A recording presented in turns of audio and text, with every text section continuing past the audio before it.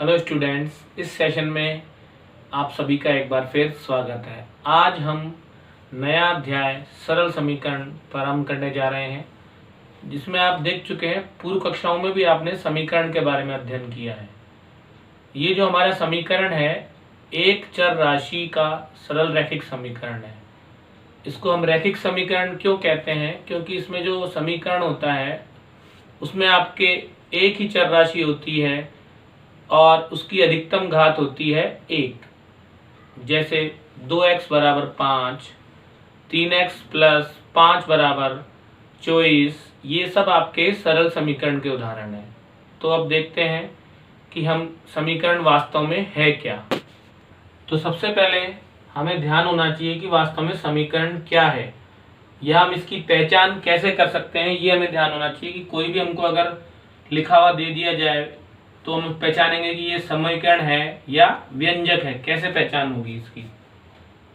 तो एक समीकरण में समता का मतलब होता है बराबर। बराबर को आप सबको ध्यान है, इस तरह से लिखते हैं हम, का चिन्ह होता है। यह बराबर का जो चिन्ह होता है यह दर्शाता है कि इसके बाईं ओर का व्यंजक अर्थात लेफ्ट हैंड साइड का मान दाईं ओर के व्यंजक अर्थात राइट हैंड साइड के बराबर है या नहीं। दोनों ओर के व्यंजकों में कम से कम एक में चर राशि मतलब आपको ध्यान होगा, पहले आप पढ़ चुके हैं, x, y या ABCD का कोई भी अक्षर हो सकता है, उसे हम चर राशि बोलते हैं। अवश्य होना चाहिए। जो ये चर राशि होती है इसका मान बदलता रहता है और यही इसका हमको हल प्राप्त होता है। जैसे उदाहरण के रूप में आप देखिए, दो उदाहरण है ये, 4x प्लस 5 बराबर 65, 3y प्लस 7 बराबर 1। ऐसे बहुत सारे उदाहरण आप बना सकते हैं। ये सरल समीकरण है। देखिए ये समीकरण चर राशि x के रूप में, इसमें लेफ्ट हैंड साइड में व्यंजक है 4x प्लस 5 और राइट हैंड साइड में केवल एक संख्या है 65। चर और अचर राशि से मिला है इसलिए इसको हम कहेंगे व्यंजक। 3y plus 7 left hand side में और 1 है राइट हैंड साइड में। तो इस तरह से आपको दिख रहा है कि इन दोनों में हमने बराबर के द्वारा बाएं पक्ष और दाएं पक्ष को अलग किया है। तो ये सबसे बड़ी पहचान होती है समीकरण की। अगर बराबर के बाद या बराबर के अलावा यहाँ पर अगर निशान हो जाता छोटे का तो फिर ये समीकरण नहीं होता, ये ध्यान रखना। अगर यहाँ पे निशान हो जाता बड़े का तो भी ये समीकरण नहीं होता। तो इसलिए समीकरण में आपको ध्यान रखना है कि बराबर का निशान होना जरूरी है और बाएं पक्ष और दाएं पक्ष में कुछ संख्याएं होती हैं या व्यंजक होते हैं, उसी के आधार पर हम इनको हल करते हैं। छठी कक्षा में आपने पढ़ा था कि जैसे आपके पास x रुपए हैं और किसी ने आपको 5 रुपए दे दिए तो आपके पास हो गए 15 रुपए। तो इसको आप समीकरण में कैसे लिखते थे? आपके पास धन कितना है? x रुपए। किसी ने आपको दे दिए 5 रुपए, मतलब आपके पास 5 रुपए जुड़ गए, तो आपके पास कितने रुपए हो गए? 65 रुपए। तो इस तरह से इसको हम समीकरण के रूप में लिखेंगे। कैसे लिखेंगे? x प्लस 5 बराबर 65, या x में 5 जोड़ने पर हमें कितना प्राप्त होता है? 65 प्राप्त होता है। अब ये x है, आपके पास धन था नहीं इसलिए उसको हमने मान लिया x, क्योंकि हमको जो राशि दी हुई नहीं है उसको हमको मानना पड़ता है। तो x धन 5 बराबर 65, अर्थात x में 5 जोड़ने पर 65 प्राप्त होता है। या आपके पास x रुपए थे, उसमें 5 रुपए आपने और जोड़ दिए तो 65 रुपए प्राप्त हो गए। इस तरह से ये हमारे समीकरण की पहचान है और थोड़ा बहुत हमने सीखा कि समीकरण बनाया कैसे जाता है। अब हम आगे हमारी जो प्रश्नावली है उसमें समीकरण कैसे हल किए जाते हैं, उनमें मान रखने पर कैसे संतुष्ट होते हैं, बायां पक्ष और दायां पक्ष बराबर होता है या नहीं, और समीकरण कैसे बनाए जाते हैं कथन दिया गया होने पर, इसका अध्ययन करेंगे। प्रश्नावली 4.1 का प्रश्न 1 है, निम्न सारणी के अंतिम स्तंभ को पूरा कीजिए। इसमें हमको देखिए 4 स्तंभ दिए हुए हैं, उनमें से अंतिम स्तंभ खाली है। दूसरे स्तंभ में हमको समीकरण दिया हुआ है और तीसरे में हमको चर का मान कि ये चर का मान जो भी है वो अगर हम इस समीकरण में रख दें तो वो समीकरण को संतुष्ट करता है या नहीं। संतुष्ट करने से मतलब है कि उसका बायां पक्ष दाएं पक्ष के बराबर आना चाहिए, तो वो संतुष्ट। अगर बायां पक्ष दाएं पक्ष के बराबर आ जाएगा तो ये चर का मान समीकरण को संतुष्ट करेगा। तो ठीक है, ये देखिए सबसे पहले में है x की जगह हमको रखना है 3। तो देखिए यहां पर हम 3 रख रहे हैं, तो 3 + 3 बराबर 0। जब हम 3 में 3 जोड़ते हैं तो 0 प्राप्त नहीं होता है, अर्थात इधर तो हो गया 6 और इधर हो गया 0। तो दोनों पक्ष बराबर नहीं आए, इसलिए हम लिख देंगे नहीं।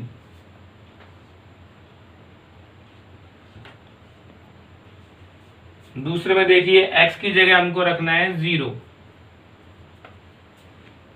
तो 0 + 3 बराबर 0। तो जब हम 0 में 3 जोड़ेंगे तो हमें प्राप्त होगा 3 और बराबर 0। तो इसमें भी दोनों पक्ष बराबर नहीं है, इसलिए यहां पर भी लिख देंगे नहीं। तीसरे में देखिए x का मान है -3, तो यहां रखेंगे -3 और +3। तो -3 + 3 बराबर 0। अर्थात जब हम -3 में +3 जोड़ेंगे तो हमें कितना प्राप्त होने वाला है 0, और दाएं पक्ष में पहले से ही 0 है, तो ये संतुष्ट हो गया, तो यहां लिख देंगे हाँ। चौथे में देखिए x बराबर 7, तो यहां पर x की जगह आप कितना रखेंगे 7, और -7 पहले से ही है, तो 7 - 7 बराबर हमको दिया हुआ है 1। तो आपको ध्यान है कि हम 7 में से 7 घटाते तो हमें कितना प्राप्त होता है 0, और जबकि यहां पर बराबर में दिया हुआ है 1, तो दोनों पक्ष बराबर नहीं है, तो इसलिए हम लिख देंगे संतुष्ट नहीं है। पांचवें में देखिए x का मान दिया हुआ है 8, तो x की जगह रख देंगे 8 -7 ऐसे कैसे बराबर में 1। अब 8 में से 7 घटाइए, कितना प्राप्त होता है हमको 1, और राइट हैंड साइड में पहले से कितना दिया हुआ है 1, तो ये संतुष्ट है, अर्थात हाँ। छठे में देखिए x बराबर दिया हुआ है 0। अब यहाँ पे देखो क्या लिखा हुआ है 5x बराबर 25, अर्थात 5 को x से हम जब गुणा करते हैं तो 25 प्राप्त होना चाहिए। तो यहाँ पर x का मान इसमें हमको रखना है 0, तो लिखेंगे 5 × 0 बराबर 25। अब 5 को आप 0 से गुणा करेंगे तो कितना प्राप्त होने वाला है 0, और बराबर में कितना है 25। तो दोनों पक्ष बराबर नहीं हुए, इसलिए लिख देंगे नहीं। अगले में देखिए x की जगह कितना रखना है 5, तो यहाँ पर 5 को हम किससे गुणा करेंगे 5 से, और बराबर में पहले से ही लिखा हुआ है 25। तो जब हम इस बाएं भाग को हल करेंगे तो 5 को 5 से गुणा करेंगे तो कितना प्राप्त होगा 5 × 5 = 25, और बराबर में भी हो गया 25। तो देखिए दोनों पक्ष आ गए बराबर, 25 बराबर 25, तो ये संतुष्ट है, अर्थात यहां लिख देंगे हम हाँ। अगले में देखिए x बराबर लिखा हुआ है -5, अर्थात 5 को किससे गुणा करना है -5 से, तो 5 × -5 बराबर 25 पहले से ही है। तो जब हम हल करेंगे तो देखिए 5 को जब -5 से गुणा करेंगे तो प्लस की संख्या जब माइनस से गुणा होती है तो आपको ध्यान है माइनस प्राप्त होता है, और 5 × 5 = 25, तो इधर आ गया -25 और बराबर में आ गया 25। दोनों पक्ष बराबर नहीं है, तो यहां पर लिख देंगे नहीं। इसी तरह से 9वें में देखिए m/3 = 2। m/3 का मतलब है कि हमें m में 3 का भाग देना है। देखिए वापस m/3 अर्थात m में 3 का भाग देना है, तो m का मान हमको दिया हुआ है -6, तो हम लिखेंगे -6/3 और 2 बराबर का ऐसे रहेगा, तो -6/3 बराबर में 2। अब देखिए -6 में जब हम 3 का भाग देंगे तो माइनस तो ऐसे कैसे रहने वाला है, 6 में 3 का भाग देंगे कितना प्राप्त होएगा 2, लेकिन माइनस भी है तो बराबर में 2, दोनों पक्ष बराबर नहीं है तो इसलिए यहां लिख देंगे नहीं। अंतिम हमारा 11वां है m/3, अर्थात m का मान है 6, 6 में भाग देना है 3 का, 6/3 बराबर 2। जब हम 6 में 3 का भाग देंगे तो कितनी बार जाएगा भाग, 2 बार, तो यहाँ लिख देंगे 2 और 2 आ जाएगा यहाँ पर, दोनों पक्ष बराबर आ गए तो लिख देंगे संतुष्ट है अर्थात हाँ। तो इस तरह से इस पूरे प्रश्न में हमने देखा कि हमको उत्तर एक तरह से पहले ही दिया हुआ, बस केवल जांच करनी है कि वो उत्तर उसको संतुष्ट कर रहा है कि नहीं। जिसमें दोनों पक्ष बराबर आएंगे उसमें उत्तर संतुष्ट है अर्थात हाँ, और जिसमें दोनों पक्ष बराबर नहीं आएंगे उसमें ये उत्तर चर का मान नहीं है। प्रश्न नंबर 2 में भी हमको जांच करनी है कि कोष्ठक में जो दिया गया है मान, वो हमको जो संगत समीकरण दिया गया है उसका हल है या नहीं। अर्थात जब हम इस चर राशि का मान रखेंगे तो दोनों पक्ष बराबर अगर आते हैं तो वो हल है, अगर नहीं आते हैं तो वो हल नहीं है। जैसे आप देखिए n + 5 = 19, n बराबर 1 इसमें रखेंगे तो n की जगह 1 + 5 = 19, 5 और 1 हमें प्राप्त होगा 6 = 19। तो यहाँ पे आपको दिख रहा है बायां पक्ष दाएं पक्ष के बराबर नहीं है, तो लिख देंगे हम चूंकि बायां पक्ष बराबर नहीं है दायां पक्ष के, बराबर नहीं है तो हमको क्या करना पड़ेगा, बराबर को काटना पड़ेगा, क्योंकि दोनों पक्ष बराबर प्राप्त नहीं हुए इसलिए हल नहीं है। ये चूंकि का निशान है, ध्यान कीजिए। जब 2 बिंदु ऊपर और 1 बिंदु नीचे होता है तो इसको हम बोलते हैं चूंकि, तो लिख देंगे यहां पर हल नहीं है।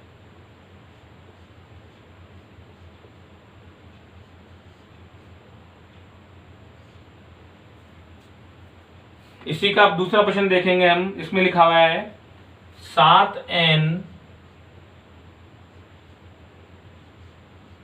+ 5 = 19, और इसमें हमको मान दिया गया है n = -2। तो देखिए हम n की जगह रखेंगे -2, तो 7n बताया था 7 × n, अर्थात n का मान रख देंगे -2 + 5 ऐसे के ऐसे रहेगा बराबर में 19।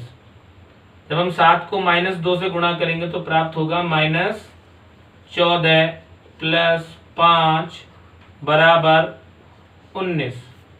अब -14 में जब हम प्लस का 5 जोड़ेंगे तो हमें प्राप्त होगा -9 = 19। तो यहाँ पर भी देखिए दोनों पक्ष बराबर नहीं है तो हम बराबर को काट देंगे और वही लिखेंगे बायां पक्ष बराबर नहीं है दायां पक्ष।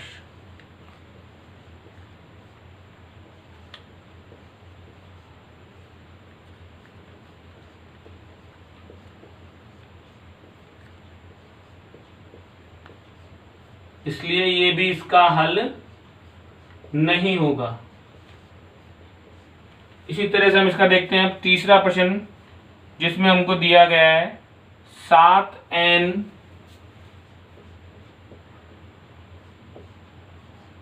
+ 5 = 19 और n का मान दिया गया है 2।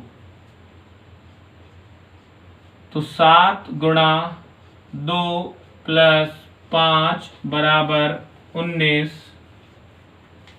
7 दूनी 14 + 5 = 19, 14 और 5 हो जाएंगे 19 = 19। तो देखिए इसमें दोनों पक्ष बराबर प्राप्त हुए तो इसलिए बायां पक्ष बराबर है दाएं पक्ष के, तो हम यहां लिख देंगे हल है।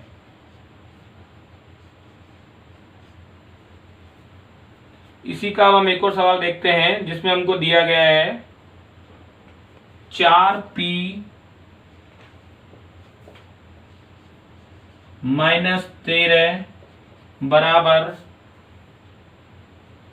4p माइनस 3 बराबर 13, और इसमें हमको दिया गया है p का मान जो हमको रखना है इसमें 1।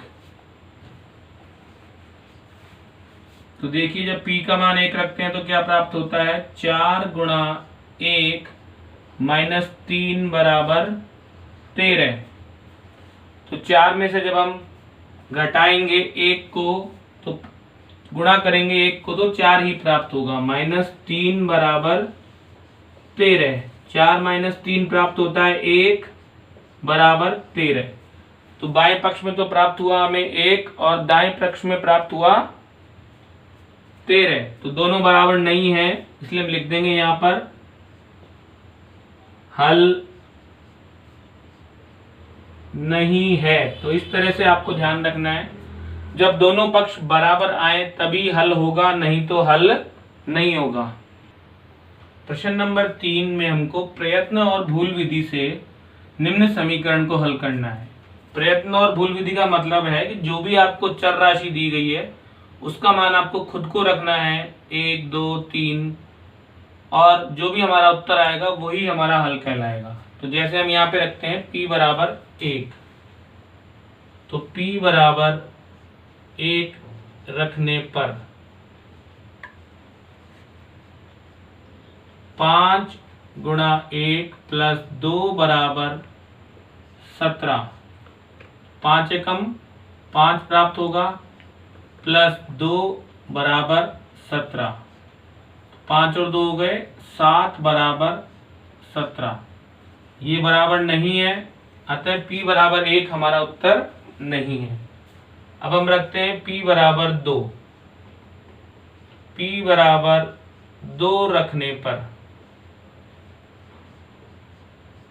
तो 5 p है तो 5 गुणा 2 प्लस 2 बराबर 17, तो 5 दूनी 10 प्लस 2 बराबर 17, 10 और 2 प्राप्त होंगे हमें 12 बराबर 17। तो इस तरह से 12 भी 17 के बराबर नहीं होता है, तो यह भी हमारा उत्तर नहीं है। तो p बराबर अब हम रखेंगे 3, तो p बराबर 3 रखने पर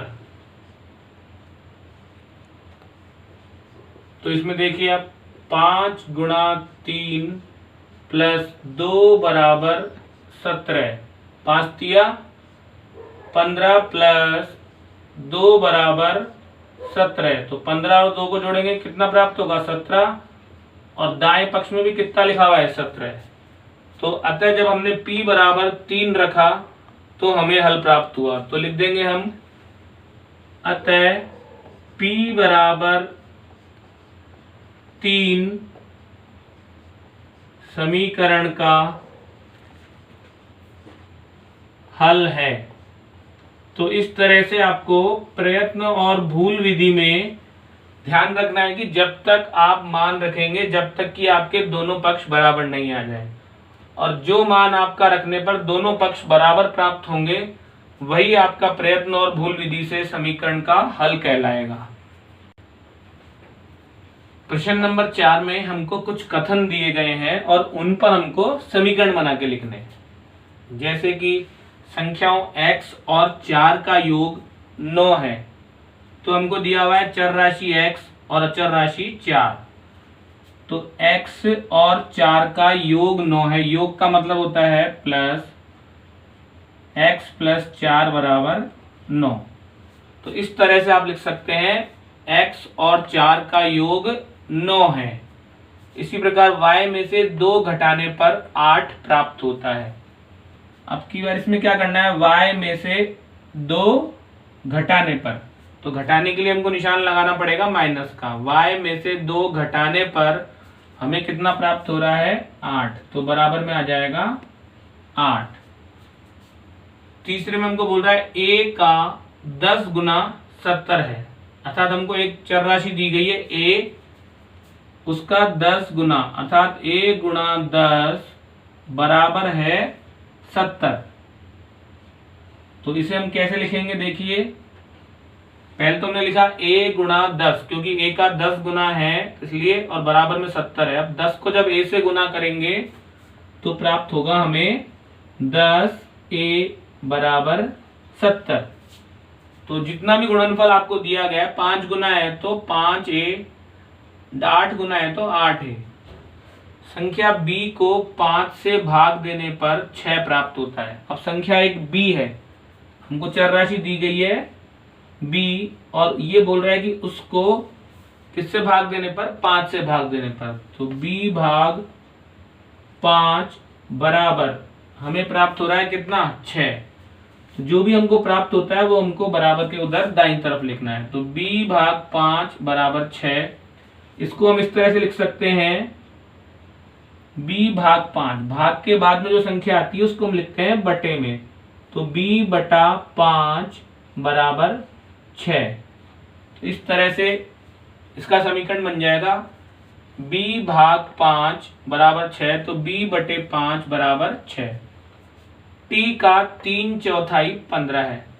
t का 3/4 अर्थात 3/4 का अर्थ होता है 4 में से 3 भाग, 3/4। तो t का 3/4 t गुणा 3/4 बराबर 15। अब 3/4 को हम जब t से गुणा करेंगे तो 3 गुणा होगा t से, और बटे में 4 रहेगा ऐसे के ऐसे। तो इसको लिख सकते हैं 3t बटे 4 बराबर में आ जाएगा 15। तो ध्यान से देखिए, अब इस 3/4 का मतलब कितना है, 3/4, और t का है इसलिए t को गुणा करेंगे 3/4 से, उसका भाग है 15, तो बराबर में आएगा 15। अगर यहाँ पे लिखा होता आधा तो आता 1/2, लिखा होता 1/3 तो 1/3। छठा है इसका m का 7 गुना, m का 7 गुना। ध्यान कीजिए, पहले हमको संख्या दी गई है m का 7 गुना करेंगे तो m गुणा 7 होगा। तो यहां तक हो गया m का 7 गुना m गुणा 7, और 7 का योगफल। m का 7 गुणा करने पर जो भी प्राप्त होगा उसमें हमको कितना जोड़ना है, 7।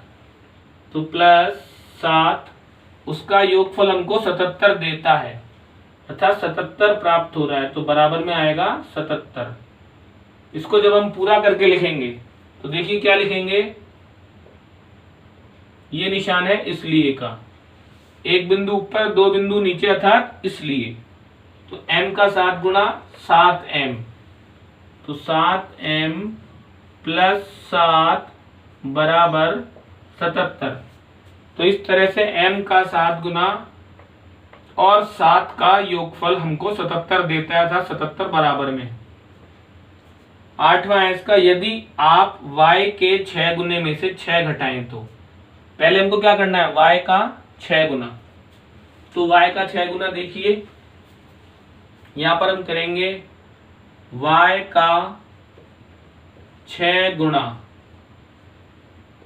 बराबर में कितना प्राप्त होगा, 6y। अब क्या बोल रहा है वो, 6 गुने में से कितने घटाने हैं, 6 घटाने हैं। तो समीकरण क्या बनेगा, इसलिए अभीष्ट समीकरण y के 6 गुने अर्थात 6y में से 6 घटाएं तो -6, तो हमको कितना प्राप्त हो रहा है, 60। तो इसलिए हमारा समीकरण बन गया y के 6 गुने में से 6 घटाने पर 60 प्राप्त होता है। तो इस तरह से हमारा समीकरण हो गया 6y - 6 बराबर 60। प्रश्न नंबर 5 है, निम्नलिखित समीकरणों को सामान्य कथन के रूप में लिखिए। प्रश्न नंबर 4 का ठीक उल्टा है प्रश्न नंबर 5। इसमें हमको समीकरण दिए गए और उनसे कथन बना के लिखने हैं। सब में देखिए आपको एक एक चर राशि दी हुई है, फिर किसी में जोड़ है, किसी में बाकी है, किसी में गुणा है, किसी में भाग है, और किसी में गुणा और भाग दोनों है। तो देखिए इसे क्या लिखेंगे, p और 4 का योगफल 15 है, क्योंकि आपको ध्यान है यहाँ पर P में 4 को जोड़ने पर 15 प्राप्त हो रहा है। यहाँ पर देखिए M में से 7 घटाने पर 3 प्राप्त होता है। M में से 7 कम करने पर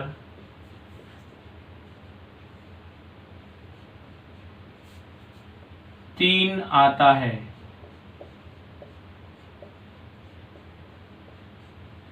इसी तरह से देखिए इसमें 2m लिखा हुआ है, अर्थात 2 और m के बीच में कौन सा निशान होता है? गुणा का, अर्थात m का दुगना करने पर कितना प्राप्त हो रहा है हमें? 7। m का 2 गुना 7 है।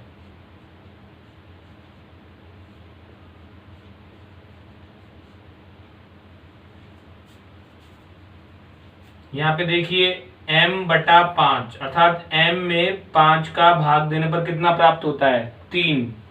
या इसको हम ऐसे भी लिख सकते हैं m का 1/5 3 है।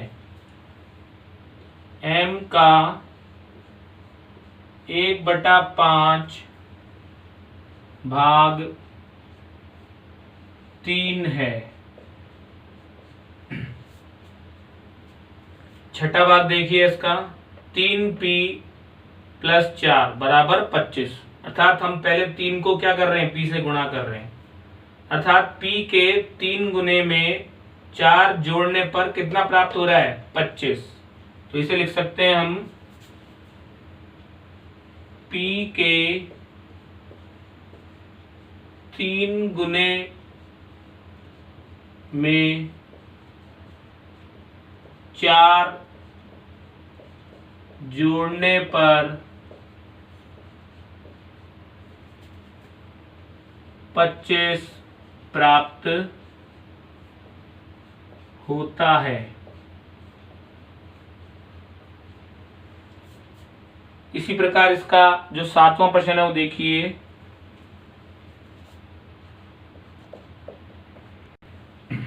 सातवां है इसका 4p - 2 बराबर 18, अर्थात इसका जब हम समीकरण का कथन लिखेंगे तो क्या लिखेंगे? p के कितना गुना है? ये p का 4 गुना, p के 4 गुने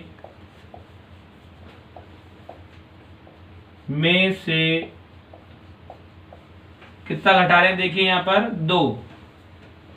2 घटाने पर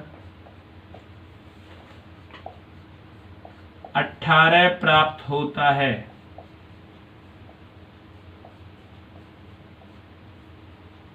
तो इस तरह से आपको कथन दिए हैं तो हमने समीकरण बनाए थे, और इसमें हमको समीकरण दिए हुए देखे और उन सब में जो भी चिन्ह है उन्हीं के अनुसार हम उसका कथन भी बना सकते हैं। बस ध्यान रखना है हमको कि उस समीकरण में हमको कौन सा चिन्ह दिया गया है।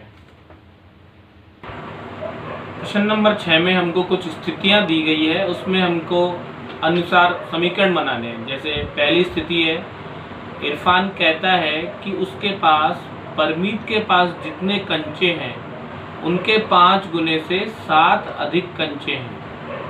यदि इरफान के पास 37 कंचे हैं तो हमें मानना है कि परमीत के कंचों की संख्या m, और उसके अनुसार हमको इसको समीकरण बना के बताना है।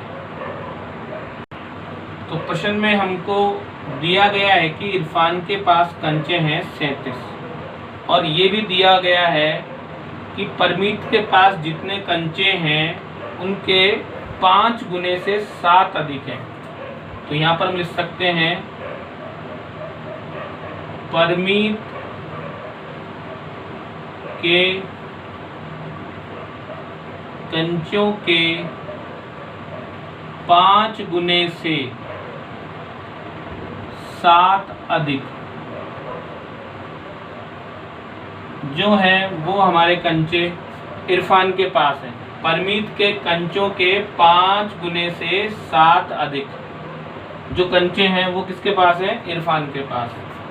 तो यहाँ पे देखिए अब, तो 5m अर्थात परमीत के कंचे हैं m, तो m को गुणा करेंगे 5 से, m गुणा 5 और 7 अधिक है तो प्लस 7, तो 5m प्लस 7।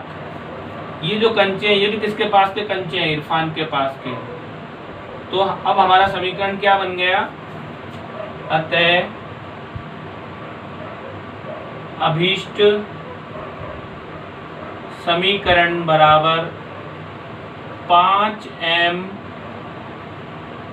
प्लस 7 बराबर 37। तो परमीत के कंचों के 5 गुने से 7 अधिक कंचे इरफान के पास है, और इरफान के कंचों की संख्या हम कितनी दी हुई है, 37। तो यही हमारा अभीष्ट समीकरण है। अगला प्रश्न, अगला हमारा छठे का दूसरा है कि लक्ष्मी के पिता की आयु हमको दी गई है 49 वर्ष, और प्रश्न में कहा गया है कि जो लक्ष्मी के पिता की जो आयु है वो लक्ष्मी की आयु के 3 गुने से 4 वर्ष अधिक है। तो लक्ष्मी की आयु हमने मान ली y वर्ष। अब लक्ष्मी की आयु के 3 गुने से 4 वर्ष अधिक है, वो है उसके पिता की आयु। तो हम यहाँ पे लिख देंगे लक्ष्मी की आयु के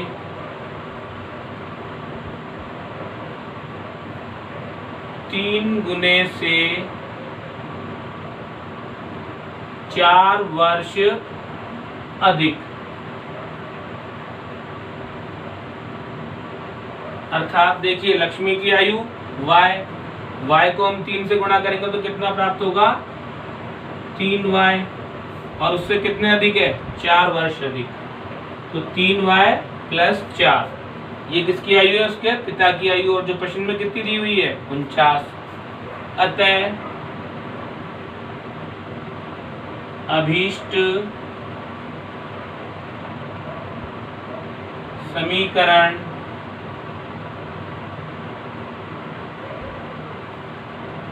तीन y प्लस 4 बराबर 49। तो इस तरह से आपने देखा कि लक्ष्मी की आयु के 3 गुने से 4 वर्ष अधिक है उसके पिता की आयु। तो इस तरह से हमको समीकरण बनाना सीखना है। प्रश्न में जो भी दिया गया है उसे लिखिए, जो ज्ञात करना है उसको मान लीजिए और उसके बराबर में लिख दीजिए जो हमको ज्ञात करना है।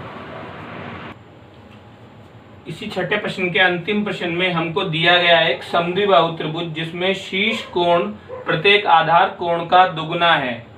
तो इसमें हमने मान लिया समद्विबाहु त्रिभुज का प्रत्येक आधार कोण बराबर 20 डिग्री। आधार कोण दोनों बराबर होंगे, इसलिए एक कोण 20 डिग्री है तो दूसरा भी 20 डिग्री होगा। और जो शीर्ष कोण है वो हमको दिया हुआ है प्रत्येक आधार कोण का दुगुना, अर्थात हम b को 2 से गुणा कर देंगे तो प्राप्त हो जाएगा 2b डिग्री जो होगा शीर्ष कोण। अब हम जानते हैं त्रिभुज के तीनों कोणों का योग होता है 180 डिग्री। पहला कोण प्लस दूसरा कोण दोनों आधार वाले कोण होंगे और जो तीसरा कोण होगा वो शीर्ष कोण होगा, वो भी है 100, उन तीनों का योग होगा 180 डिग्री। तो पहला कोण दूसरा कोण दोनों समान है, इसलिए b degree plus 2b degree बराबर 180 डिग्री। इन तीनों का चारों का योग करेंगे तो b और b 2b और 2b 4b डिग्री बराबर 180 डिग्री, जो कि हमारा अभीष्ट समीकरण होगा।